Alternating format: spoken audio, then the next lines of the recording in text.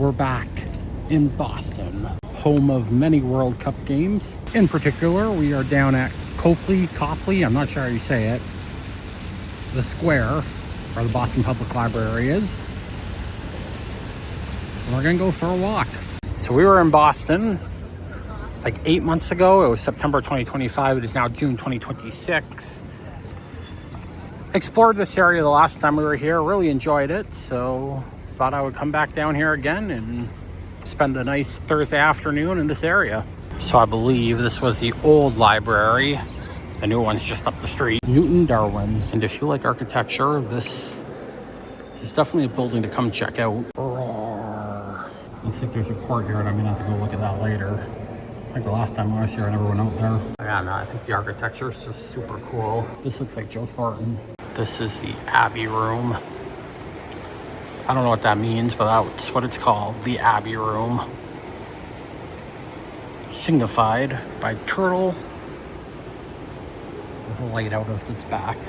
Just call me angel of the morning, baby.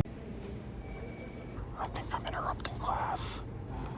I wonder what's so special about this table that it needs to be roped off. This looks like somebody here is flipping off a child. I'm heading upstairs to the searching gallery. It's a lot of fucking stairs. Besides paintings, it's a whole lot of nothing.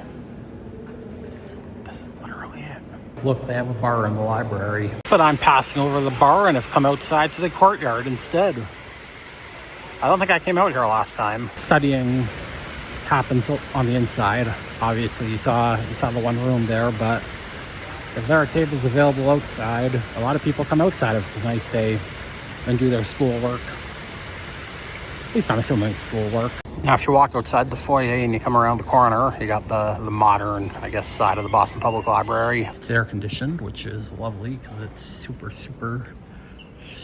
muggy outside. Really not much reason for me to be in here though, besides catching some AC. So we carry on.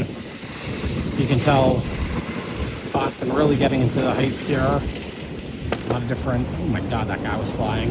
A lot of different, I guess, hints. Not hints, but nods, I guess, to soccer. Like I said, I think there's some World Cup games being played here. And we have come to Italy. They have these all over the place. I've never been to one, but I'm gonna check it out. So we got the mozzarella. We're gonna get the gnocchi as well. And this is what we're dealing with. I got the gnocchi just swimming in sauce. She did warn me there was a bit of a kick to it. She wasn't kidding. There's a bit of a kick to it. All right, so Italy is in the Prudential Center, one of the big malls they have here. So I'm now in the Prudential Center and I'm gonna go on the observation deck to view Boston. So I did this last time. I really enjoyed it. We're gonna do it again. Here we go. So he just let me know the 52nd floor is closed, but the 50th and 51st floors are open.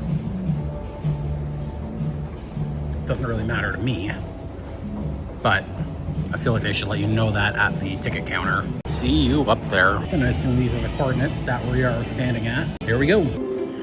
They're gonna do a show. I feel like they are, just given how these screens are. Or maybe not. No, I guess not. All right. I did this last time I was here, but really enjoyed it, so we're gonna do it again. Ooh, I can't say I like how loose some of these boards are, but anyway. One of the whole reasons I came back up here was to see Fenway from above. There it is.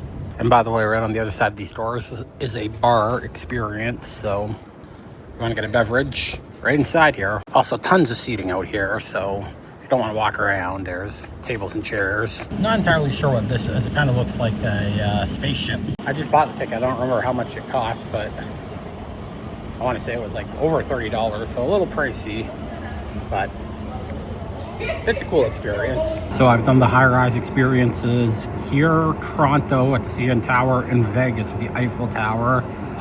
I think the CN Tower is the best by far.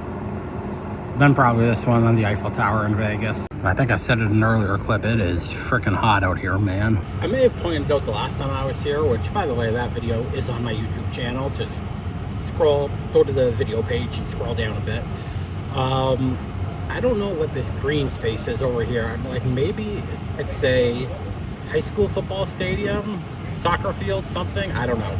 Also, I didn't think there was another floor up here. I thought this was just a roof, but the ticket taker did say the 52nd floor wasn't available, so maybe there is a upper deck.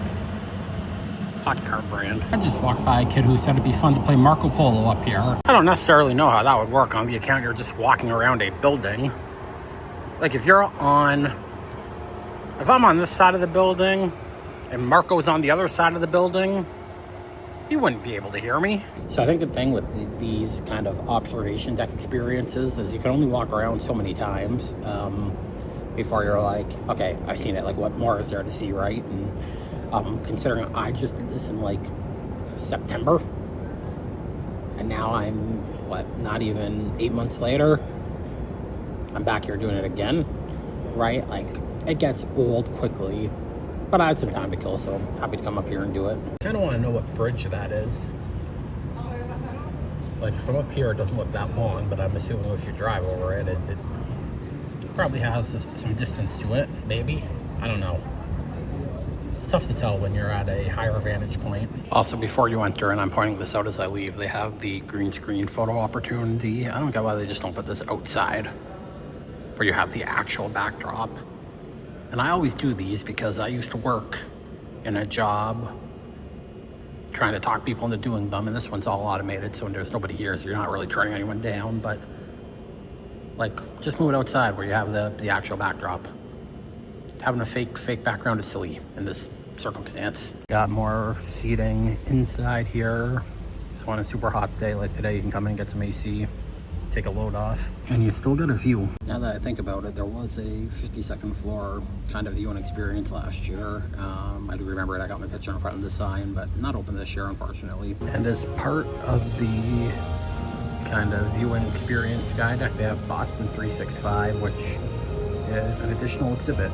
Basically a video show on top of a model city of Boston. So you see model Fenway Park over there. Now don't quote me on this, but I'm pretty sure that's where we are right here. And as you leave, of course, more seating. Again, nice view. Oh, look at that. Didn't even notice that I was blocked by this building when I was upstairs, but a rooftop pool somewhere. You can see all the people swimming, which looks like nobody right now, but definitely people lounging. And on the other side, all interactive screens that you can touch to explore, give you different facts and whatnot about the city. And you exit in the gift shop, of course. I will say the artwork when you leave is pretty cool. I'll give them that. That was fun again. Kills about a half hour of time, 45 minutes. So if you have time to kill, you're in this area, the Copley Square area, come on up. Check it out. It's cool to see from above. Got to do it at least once. You're welcome, view. You're welcome. Issue here is that I still have like an hour and a half to kill. So we're gonna go to Cold Stone. It is criminal that Cold Stone does not exist in Canada. I still have like an hour or so to kill, so we're gonna head into Dick's.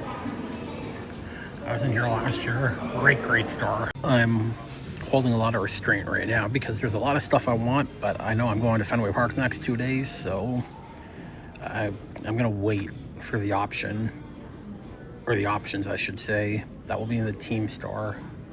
It's risky because last year there was a couple shirts here that I really liked that weren't in the team store, but I have enough t-shirts.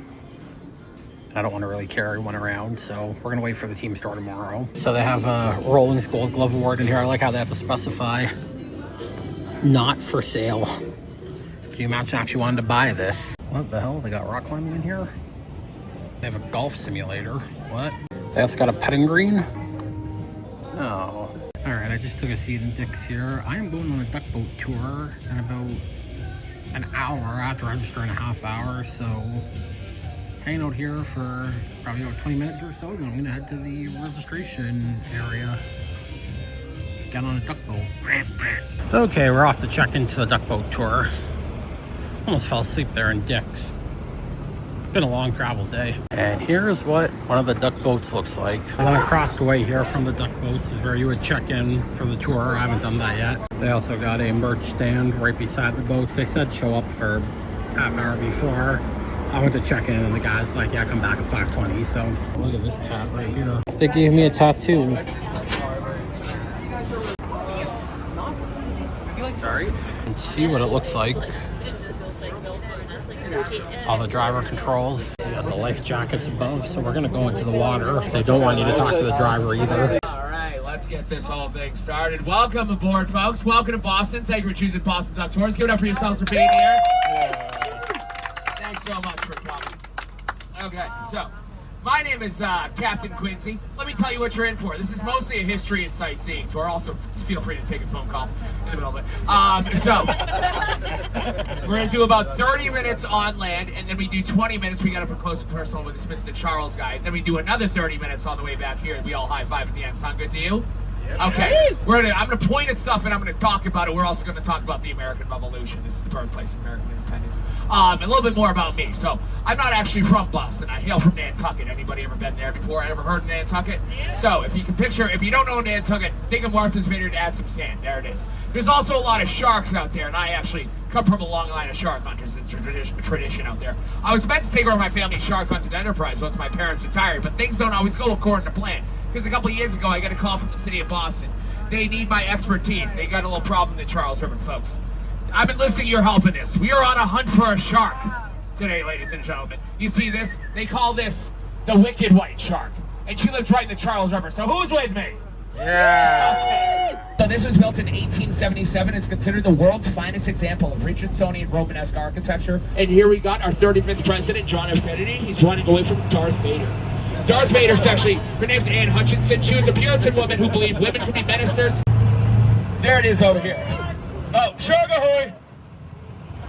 What happened? What happened? What's wrong with you? Okay. This cable stayed bridge in America at 10 lanes. The Leonard P. Zank of Bunker Hill Memorial Bridge. And you watch a Primetime sports game in Boston before, you've seen this thing. It's right next door is TD Garden, home to the Bruins and Celtics, where they were both recently eliminated from the playoffs on the same weekend. And you know what? Most skate parks are also brutalist architecture.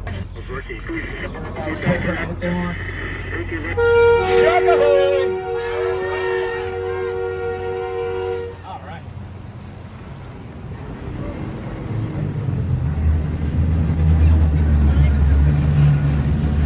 And welcome to Jurassic Park.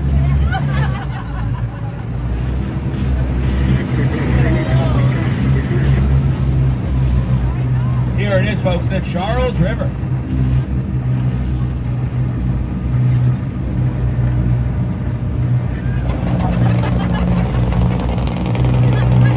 Is it fresh water? It is fresh water. Yeah, we dam it off. It used to be very brackish, but now it's fresh. So, does anybody know who the Charles of Charles River is? King Charles I of England. He was still Prince Charles when they named it for him. I believe it was 1615. Now, he reigns as King of England from the mid-1620s to 1649. All right, so Captain's going to take his little breaky poo. He's going to come sit next to me. We'll cuddle, give each other back scratchies. I got to keep doing the tour, so who's coming up to drive the truck in the meantime? Who wants to start us off? That's a carbon-neutral power plant. Provides steam and electricity. But only the buildings, businesses in East Cambridge and Mass General Hospital across the way. So East Cambridge is the tech hub of the city.